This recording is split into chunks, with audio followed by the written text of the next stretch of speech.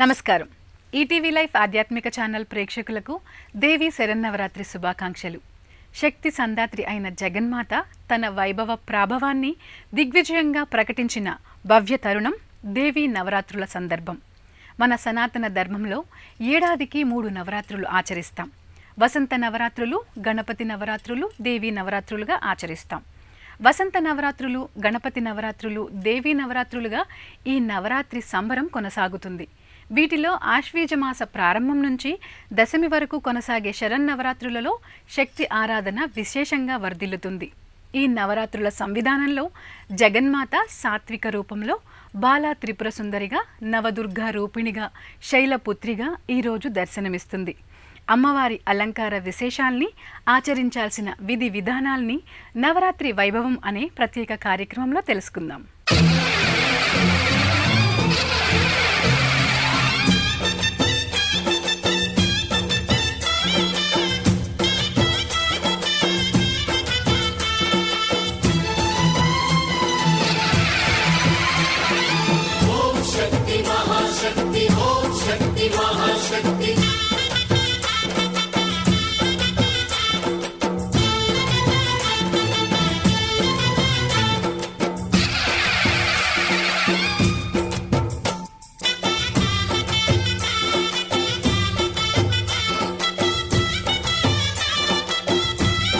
శక్తి, సంపద, జ్ఞానం ఈ మూడింటిని ఏకీకృతంగా అందించే మాతృస్వరూపిణి జగదంబ.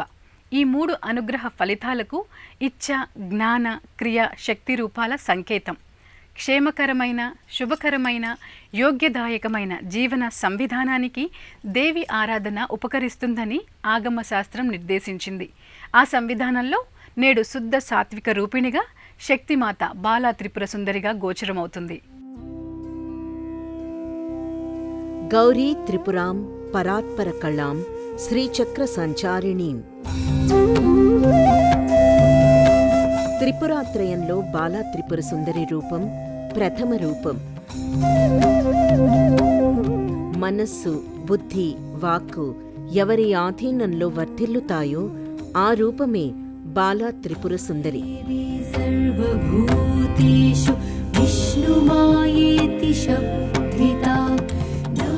నవవిధ భక్తి మార్గాల ద్వారా శక్తిమాత స్వరూపించే విధానంలో బాల్యావస్థ అంటే ప్రాథమిక సోపానం దాటడానికి బాలా త్రిపుర సుందరి అనుగ్రహం కావాలి.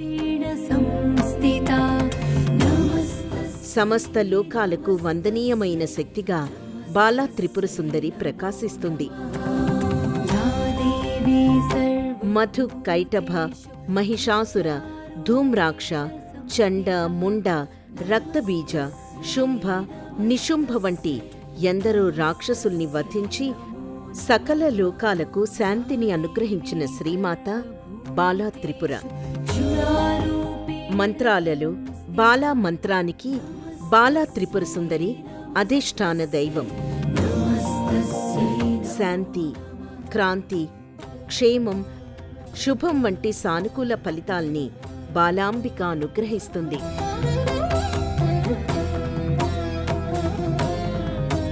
మహాశక్తి అలంకారం నవరాత్రి అలంకార పరంపరలో ఈరోజు బాలా త్రిపుర సుందరి అవతారంలో భవ్య సమ్మోహనంగా అలరారుతోంది. అభయ హస్తముద్రతో అక్షమాలికను ధరించి 3 జగాల నేలే ముగ్ధమోహన రూపంలో శ్రీ బాలాంబిక దర్శనమిస్తుంది.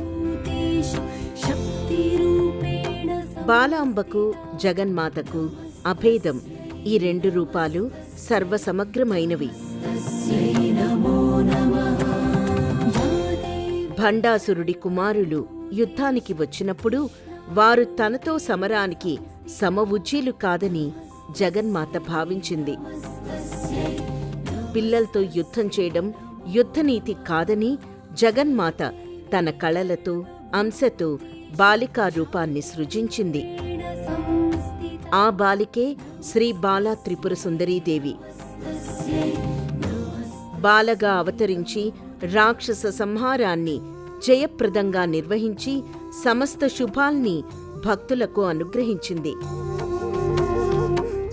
శ్రీచక్ర సంప్రదాయ రీత్యా షోడశ మహావిద్యకు బాలా త్రిపురను అధిష్టాత్రిగా చెప్తారు.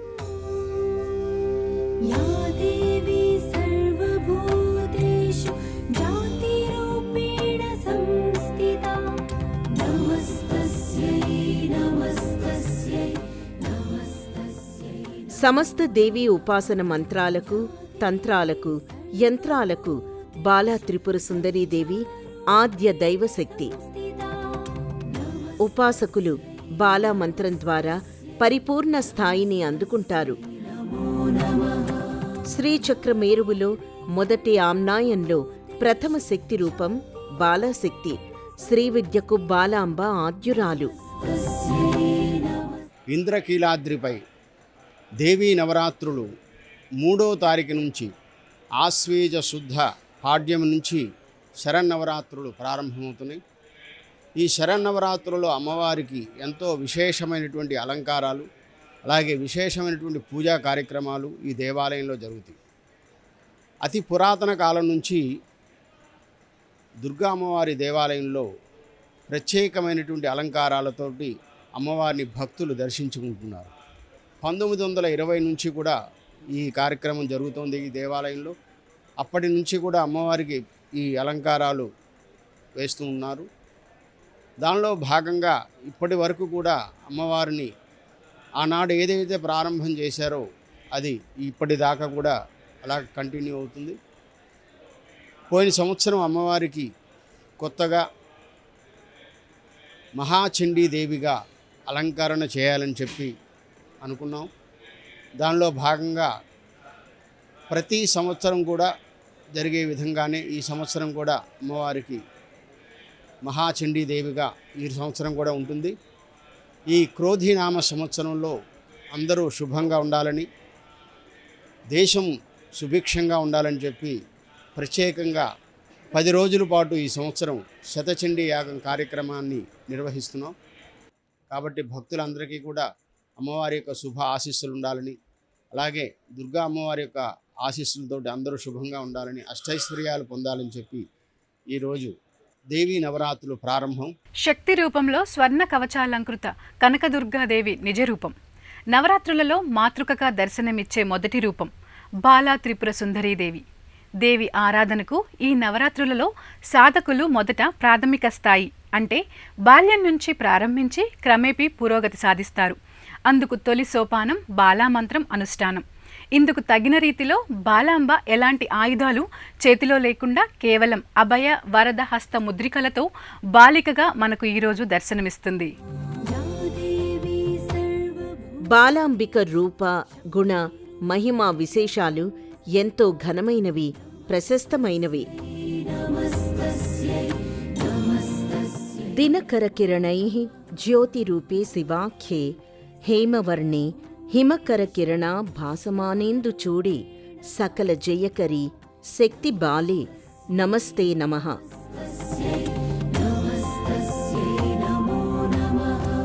ఒకప్పుడు హేమకీర్తి, రత్నావళి అనే రాజదంపతులకు దుర్గాదేవి బాలా త్రిపుర సుందరిగా దర్శనమిచ్చి వారికి బాలికగా జన్మించిందని బ్రహ్మాండ పురాణం వివరిస్తోంది.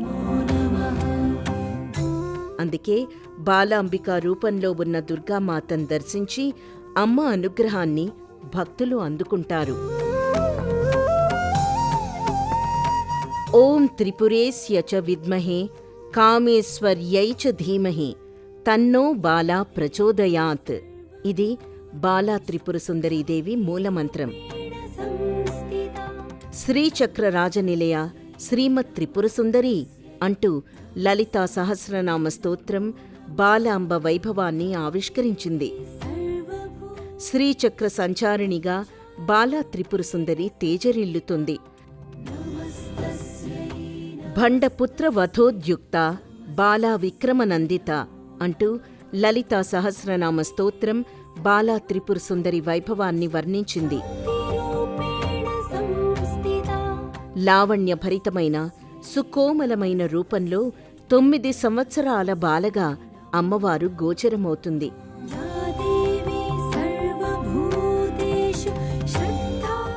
రాశీభూతమైన సౌందర్యం, అమాయకత్వం, అద్వితీయమైన కాంతిమత్వం, జ్ఞానమూర్తిమత్వం, సమస్త శక్తి సిద్ధుల సాకారత్వంతో బాలా త్రిపుర సుందరి దీపిస్తుంది.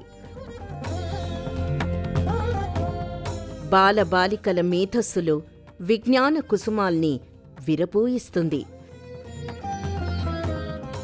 ఈరోజు బాలాంబిక అనుగ్రహాన్ని పొందడానికి నిర్దిష్టంగా కొన్ని విధి విధానాల్ని పాటించాలి. దేవీ ఆరాధనలో భాగంగా బాలా త్రిపుర సుందరీ దేవిని తెల్ల మందారాలు, తెల్ల చేమంతులు, సన్నజాజుల వంటి శ్వేత పుష్పాలతో పూజించాలి. అష్టోత్తర శతనామావళి సహితంగా కుంకుమ పూజ చేయాలి. శక్తి మంత్ర సాధన రీత్యా ఈరోజు బాలాంబికను ఓం శ్రీ బాలా త్రిపుర సుందరీ దేవ్యై నమః అనే బాలాంబ మహామంత్రాన్ని 108 సార్లు పఠించాలి. శక్తి నివేదనలో భాగంగా ఈరోజు బాలాంబికకు పాయసం, పెరుగన్నం, వాము కలిపిన అన్నం, అరటిపండ్లు నివేదన చేయాలి. దసరా నవరాత్రుల్లో అమ్మవారి అనుగ్రహం సంపూర్ణంగా పొందాలంటే ముందుగా బాలాంబను శరణు వేడాలి. బాలాదేవి ముగ్ధమోహనకరమైన జగన్మోహనాకృతిని దర్శించి, పూజించి అనుగ్రహాన్ని పొందడం ద్వారా సంవత్సర పర్యంతం మనం శక్తిమాతకు చేసే ఆరాధనలన్నీ సత్వరంగా సత్ఫలితాల్ని అందిస్తాయని దేవి భాగవతం వివరించింది. బాలాంబిక అనుగ్రహాన్ని ఈరోజు పొందడానికి ఆవుకు పచ్చగడ్డిని తినిపించడంతో పాటు నిరుపేద కుటుంబాలకు చెందిన పిల్లలకు పాలు, పండ్ల వంటి బలవర్ధకమైన ఆహారాన్ని పంపిణీ చేయాలి. వారికి నూతన వస్త్రాల్ని బహూకరించాలి. ఆధ్యాత్మికంగా పూజాధికాలతో పాటు సామాజిక సేవ కూడా దైవానుగ్రహానికి సులభమైన మార్గంగా మన పురాణాలు విశ్లేషించాయి. మొదటి రోజున అమ్మవారిని శ్రీ బాలా త్రిపుర సుందరి దేవిగా అలంకరణ చేయడం జరుగుతుంది. ఈ బాలా త్రిపుర సుందరి అమ్మవారు బాలలకి ప్రత్యేకంగా విశేషమైన దేవత అమ్మవారు. అటువంటి అమ్మవారికి ఈ రోజున బాలా త్రిపుర సుందరి దేవిగా అలంకరణ చేయడం జరుగుతుంది. అలాగే ఈ బాలలందరికీ కూడా ప్రత్యేకమైనటువంటి పూజా కార్యక్రమం ఉంటుంది. ఎందుకంటే 10 సంవత్సరాల లోపు ఉన్నటువంటి బాలలందరూ కూడా అమ్మవారిని దర్శించుకొని అమ్మవారి యొక్క శుభ అనుగ్రహాన్నితో వాళ్ళకి బాలారిష్టాలు కానీ ఎటువంటి అవయోగాలు లేకుండా, కుజదోషం, రాహుదోషం ఇటువంటి దోషాలు ఉంటాయి. అటువంటి దోషాలేమీ లేకుండా బాలలకి 9 సంవత్సరాల లోపు నుంచే బాలా పూజ చేస్తారు. వారందరికీ కూడా ఈ బాలా త్రిపుర సుందరిగా అమ్మవారిని పూజిస్తారు. కాబట్టి భక్తులందరికీ కూడా ఈరోజు శరన్నవరాత్రి మొదటి రోజున దుర్గా అమ్మవారిని బాలా త్రిపుర సుందరి దేవిగా అనుగ్రహం అందరికీ కూడా ఉంటుంది. కాబట్టి అందరికీ కూడా అమ్మవారి శుభ ఆశీస్సులు. జై దుర్గా భవాని. వందే వాంఛిత లాభాయ చంద్రార్ధ కృతాశేఖరం వృషారూఢం శూలధరాం శైలపుత్రం యశస్వినీం. నవదుర్గ ఆకృతులలో మొదటి ఆకృతి శైలపుత్రి. శ్రీశైల భ్రమరాంబికాదేవి శైలపుత్రిగా నవదుర్గ రూపాలలో సర్వ శుభనందినిగా దర్శనమిస్తుంది.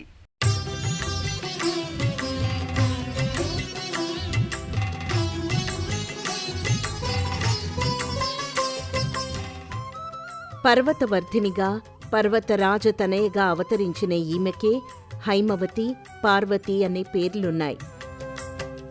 కుడి చేతిలో త్రిశూలం, ఎడమ చేతిలో కమలాన్ని ధరించి సుప్రసన్న వరదాభయమూర్తిగా శైలపుత్రి దర్శనమిస్తుంది.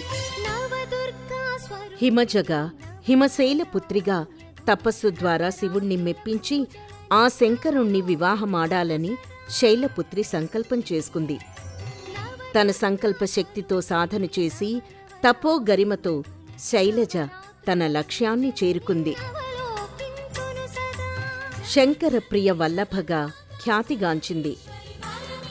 హిమవంతుని పుత్రిక అయిన శైలపుత్రిని శైలజ, శైలిమ, శైలనందిని అని వ్యవహరిస్తారు. శరత్కాలం స్వచ్ఛతకు, తేటదనానికి సంకేతం. శరచ్చంద్రుడు, శరత్ పూర్ణిమ వంటి పదాలు మన సంప్రదాయ సాహిత్యంలో గోచరమవుతాయి. నిర్మలమైన చంద్రుడు స్వచ్ఛ స్ఫటికమైన గగనం తేజరిల్లే ఈ శరదృతువులో అమ్మ ఆరాధన మనో కాలుష్యాల్ని దూరం చేస్తుంది.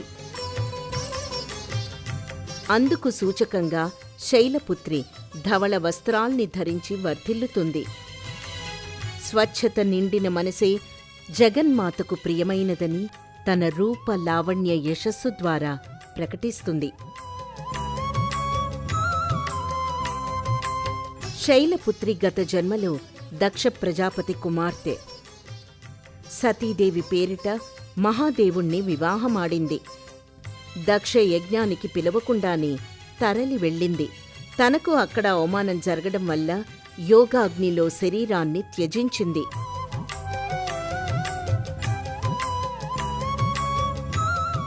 ఆ తర్వాతి జన్మలో హిమగిరి పుత్రికగా జన్మించింది. మార్కండేయ మహర్షి ఓ సందర్భంలో బ్రహ్మ గురించి తపస్సు చేశాడు.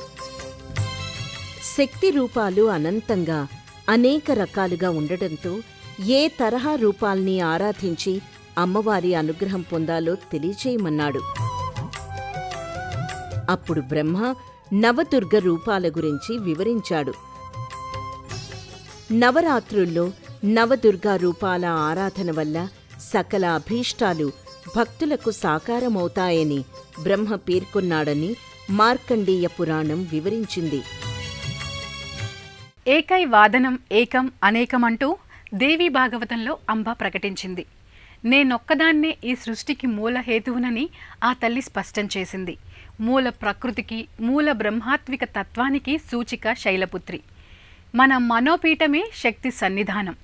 అపారమైన ఆత్మశక్తితో అంతరంగంలోని వ్యతిరేక భావాల్ని పరిహరించుకోవాలి. ఇదే శైలపుత్రి అందించే ఆధ్యాత్మిక సందేశం. దేవీ భాగవతం తృతీయ స్కందంలో నవదుర్గా రూపాల విశ్లేషణం, నవరాత్రి ఆచరణం గురించి వివరంగా ఉంది.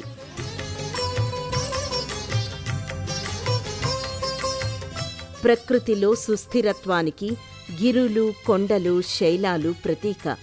అలాంటి స్థిర మనస్కురాలు శైలపుత్రి.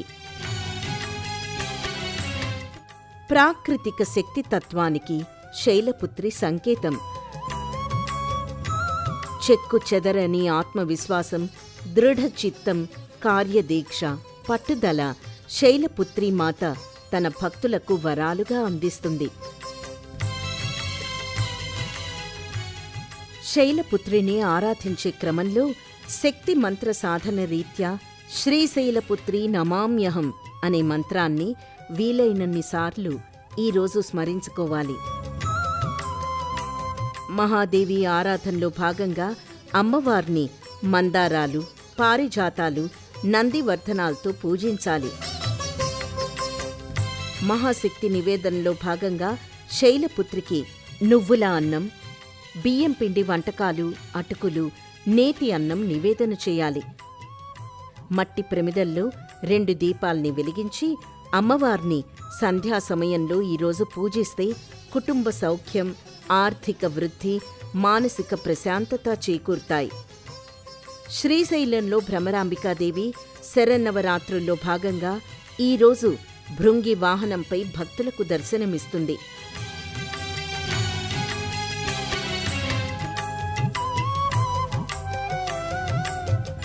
కుమారి పూజలో భాగంగా ఈరోజు 2 సంవత్సరాల బాలికను శైలపుత్రిగా భావిస్తూ పూజించాలి. ఈ బాలికను కుమారిగా వ్యవహరిస్తారు. కుమారస్య చ తత్వాన్ని యా సృజత్యసి లీలయా కా దీనపి చ దేవాంస్తాం కుమారీం పూజయామ్యహం అనే శ్లోకంతో బాలికను కుమారీ దేవతగా పూజించడం వల్ల దుఃఖం, దారిద్ర్యం ఉపశమిస్తాయని దేవీ భాగవతం పేర్కొంది. తెలంగాణలో బతుకమ్మ సంబరాలు నిన్న మహాలయ అమావాస్య నాడు ప్రారంభమయ్యాయి. నిన్న బతుకమ్మను ఎంగిలి పూల బతుకమ్మగా ఆరాధించారు. మహాలయ అమావాస్య నుండి ఆశ్వీజ శుద్ధ నవమి వరకు బతుకమ్మ సందడి కొనసాగుతుంది. అమ్మ తల్లిని ప్రకృతి స్వరూపిణిగా పూలతో పేర్చి బతుకమ్మగా ఆరాధించటం అనేది శ్రీచక్రార్చనం, ప్రకృతి ఆరాధనం. ముగ్గురమ్మల మూల పుటమ్మ బతుకమ్మ సంబరానికి నవరాత్రి వేడుకలకు సన్నిహిత సంబంధం ఉంది. మహిషాసురునితో యుద్ధం చేసి దుర్గాదేవి అలసిపోయింది, సొమ్మసిల్లింది. లోకోద్ధరణకు అవతరించిన దుర్గమ్మను స్త్రీలు సేద తీర్చి తిరిగి యథాస్థితికి తీసుకురావడానికి సేవలు చేసి పాటలు పాడారు. 9వ రోజుకు అమ్మ అలసట తీరింది. మహిషుణ్ణి సంహరించి కర్తవ్యాన్ని నిర్వహించింది. లోకేశ్వరిగా దుర్గమ్మ జనులకు కొత్త జీవితాన్ని, బతుకులను ప్రసాదించింది. బతుకునిచ్చిన అమ్మ కాబట్టి గ్రామీణులు ఆమెను బతుకమ్మగా పిలుచుకున్నారు. ఆశ్వీజ శుద్ధ పాడ్యమి నాడు అంటే ఈరోజు బతుకమ్మను అటుకుల బతుకమ్మగా వ్యవహరిస్తారు. బతుకమ్మకు ఈరోజు బియ్యపిండి వంటకాలు, పుట్నాలు, అటుకులు, నువ్వులు నివేదన చేస్తారు. ఈ ఆశ్వయుజ మాసంలో ముఖ్యంగా శరదృతువులో ప్రకృతి ఎప్పటికప్పుడు మారుతూ ఉంటుంది. కాల పరివర్తన సందర్భంలో ఆ కాలాన్ని సర్వదా అనుకూలింపచేయమని ప్రార్థించే తరుణమే ఈ శరన్నవరాత్రులు. కాలాత్మికగా, కాళిగా, కాలాంబికగా, కాలనియమ ప్రవర్తకురాలిగా మహాశక్తి తేజరిల్లుతుంది. శుచి, శుభ్రతల్ని పాటిస్తూ అనారోగ్య పరిస్థితుల్ని దూరం చేసుకోవడానికి అవలంబించే ఆరాధనా ప్రక్రియలన్నీ వ్యక్తులకు, కుటుంబానికి, సమాజానికి మేలు కలిగిస్తాయి.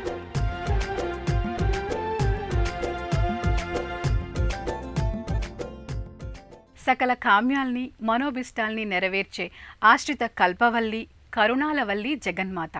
ఆ శక్తిమాతను ప్రసన్నం చేసుకుని అమ్మవారి అనుగ్రహాన్ని పొందటానికి శరన్నవరాత్రులు ఎంతగానో ఉపకరిస్తాయి. ఆ జగదేక సమ్మోహన మూర్తి, నిత్య చైతన్య నిజస్ఫూర్తి అయిన జగన్మాత కృపను సదా ఆకాంక్షిద్దాం. రేపటి నవరాత్రి వైభవం ప్రత్యేక కార్యక్రమంలో మళ్ళీ కలుసుకుందాం. నమస్కారం.